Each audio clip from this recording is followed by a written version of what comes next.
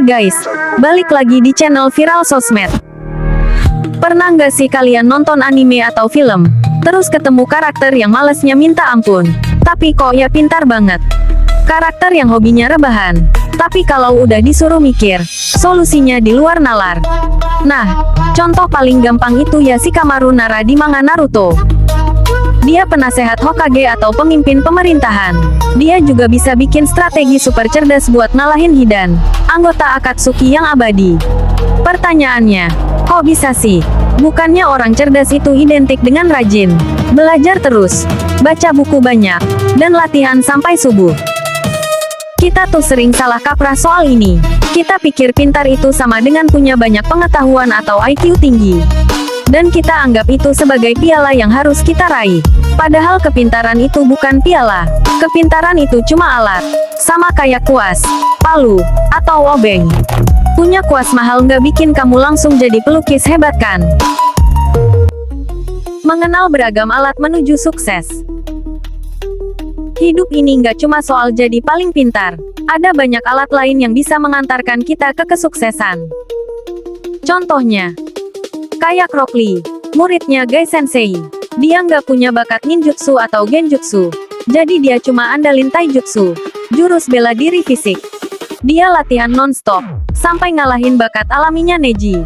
Dia tahu alatnya adalah kerja keras, dan dia maksimalkan itu. Ada lagi alat yang namanya koneksi atau silaturahmi. Ini penting banget. Kamu bisa jadi orang paling pintar di dunia. Tapi kalau nggak ada yang kenal kamu, nggak ada kesempatan yang terbuka. Nggak ada orang yang percaya sama kamu. Sebaliknya, kalau kamu punya banyak kenalan dan berbuat baik sama banyak orang, pintu rezeki itu bisa kebuka dari mana aja. Makanya, sukses itu nggak melulu soal orang dalam, tapi soal seberapa luas jaringan pertemananmu. Nah, Shikamaru itu sadar betul, alat dia bukan cakra yang melimpah kayak Naruto. Bukan juga kerja keras kayak Rock Lee. Alat dia adalah otaknya. Cerdas tuh beda dengan pintar. Cerdas tuh bukan tentang seberapa banyak buku yang kamu baca, tapi tentang kemampuanmu memecahkan masalah yang belum pernah kamu lihat sebelumnya. Orang yang rajin belajar biasanya tahu cara memecahkan masalah yang sudah ada teorinya di buku. Tapi kalau ketemu masalah baru yang nggak ada di buku, dia bakal bingung. Disinilah perbedaan antara pintar dan cerdas.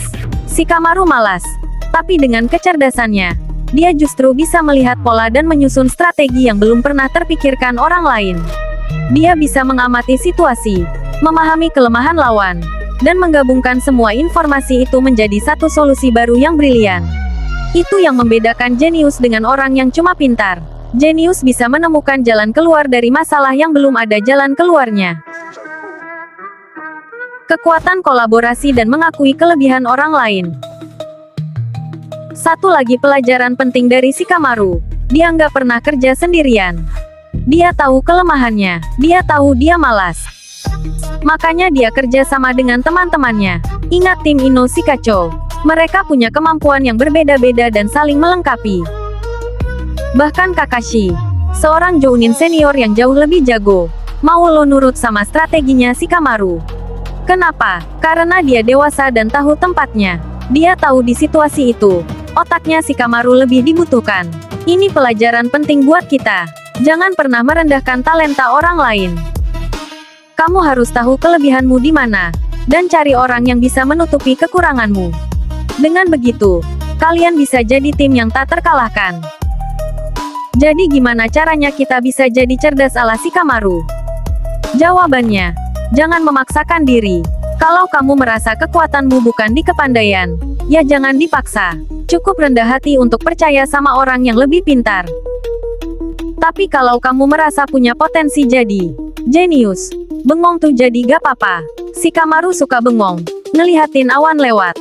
Dia nggak cuma diam, otaknya terus bekerja, mengamati, mencari pola-pola yang bisa dia terapkan di kehidupan.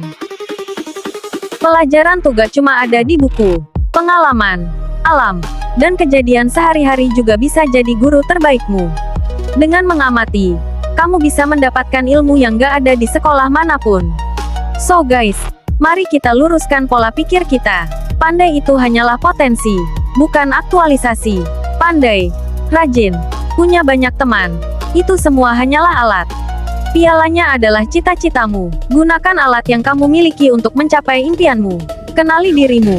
Tahu kelemahan dan kekuatanmu. Lalu maksimalkan kekuatanmu dengan bekerja sama untuk saling melengkapi. Belajarlah dari manga Naruto. Semua karakternya nggak iri sama bakat orang lain. Mereka fokus sama apa yang mereka punya, dan memanfaatkannya sampai batas maksimal. Jadi sekarang kalian udah tahu kan? Nggak ada yang salah dengan jadi jenius malas. Malas itu bisa jadi bahan bakar untuk menemukan cara paling efisien dan cerdas untuk menyelesaikan masalah. Karena semua hal merepotkan harus diselesaikan secepatnya. Gimana? Setuju nggak? Coba tulis pendapat kalian di kolom komentar ya. Jangan lupa like dan subscribe. Sampai jumpa di video berfaedah berikutnya. See you.